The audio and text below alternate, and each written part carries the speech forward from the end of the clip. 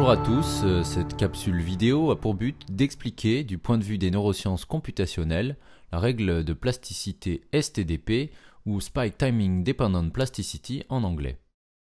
Pour commencer, prenons deux neurones dont le neurone présynaptique projette sa synapse W sur un neurone postsynaptique. Imaginons maintenant que nos deux neurones pré- et postsynaptiques émettent une décharge l'un après l'autre. La STDP aura pour rôle de modifier les poids synaptiques en fonction de ΔT, l'écart temporel entre ces décharges, qui est simplement le temps de décharge au postsynaptique moins le temps de décharge du présynaptique. Dans le cerveau, on trouve de nombreuses formes de STDP, dépendamment du contexte expérimental, des aires cérébrales observées, ainsi que du type de projection synaptique, par exemple un neurone inhibiteur vers un neurone excitateur, mais aussi toute autre combinaison. Voici une des formes possibles de la STDP. Il s'agit du chapeau mexicain qui est une courbe typique obtenue pour des neurones inhibiteurs projetant vers des neurones excitateurs. On observe la variation du poids synaptique ΔW en fonction de ΔT. La partie en rouge est la potentialisation à long terme, pour laquelle la variation du poids synaptique sera positive, tandis que la partie en bleu représente la dépression à long terme et induit une diminution des poids synaptiques. Dans cette capsule, nous allons nous intéresser à la forme la plus classique de la STDP, découverte par Bi et Po en 1998. Cette courbe est généralement obtenue pour des synapses de neurones excitateurs vers excitateurs. Ici, on remarque que la règle de plasticité favorise un enchaînement causal des potentiels d'action, puisque si un neurone présynaptique décharge avant un neurone postsynaptique, ΔT sera alors positif et le poids synaptique ainsi augmenté. Dans le cas inverse, le poids synaptique serait diminué. Les présentations étant faites, on peut se demander comment modéliser des données expérimentales qui seraient obtenues pour des neurones excitateurs et dont la plasticité synaptique serait régie par la STDP classique.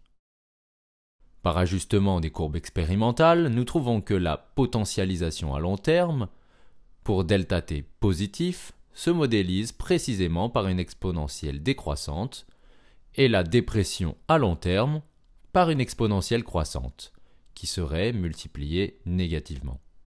Les constantes après et apost nous donnent ainsi l'amplitude positive et négative de ΔW et les constantes de temps taux pré et taux post nous donnent leur largeur temporelle.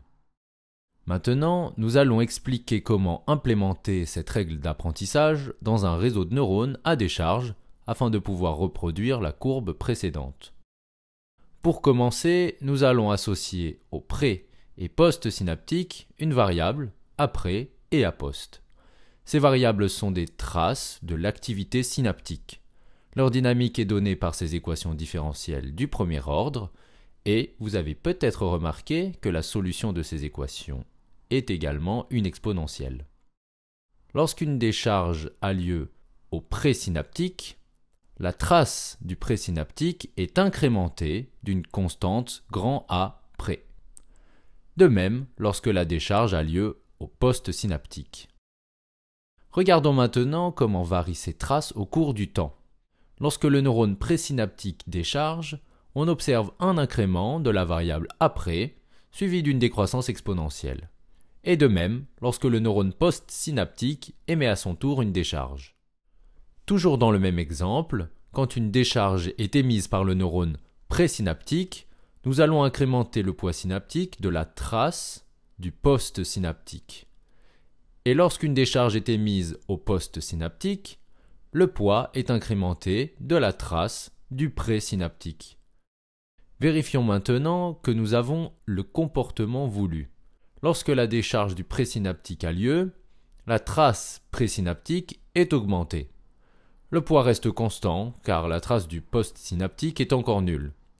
En revanche, quand le postsynaptique décharge, la trace du présynaptique est encore sur sa décroissance exponentielle, la valeur du poids sera donc augmentée à la hauteur de la trace présynaptique prise au temps t-post. On remarque de suite que, dépendamment de la constante de temps des traces, si la décharge au poste synaptique a lieu en dehors de la fenêtre temporelle ouverte par la décharge du présynaptique, alors la trace présynaptique retombe à zéro et le poids n'est pas modifié. Maintenant, si une décharge a lieu au poste synaptique avant la décharge du présynaptique, on observe bien une diminution du poids synaptique. Comme le montrent ces trois exemples, ΔT est encodé indirectement par les constantes de temps des traces synaptiques, tandis que la potentialisation et la dépression sont encodées par le signe de après et apost. En réalité, à partir de la résolution des équations différentielles, on peut montrer mathématiquement que la variation des poids synaptiques est strictement égale à ces deux équations, fonction de ΔT, que l'on cherchait à reproduire initialement. La démonstration mathématique est fournie en supplément de cette vidéo et accompagnée de l'implémentation en Python du matériel présenté dans cette capsule. Pour conclure, on affiche ici un exemple obtenu par simulation de courbe STDP.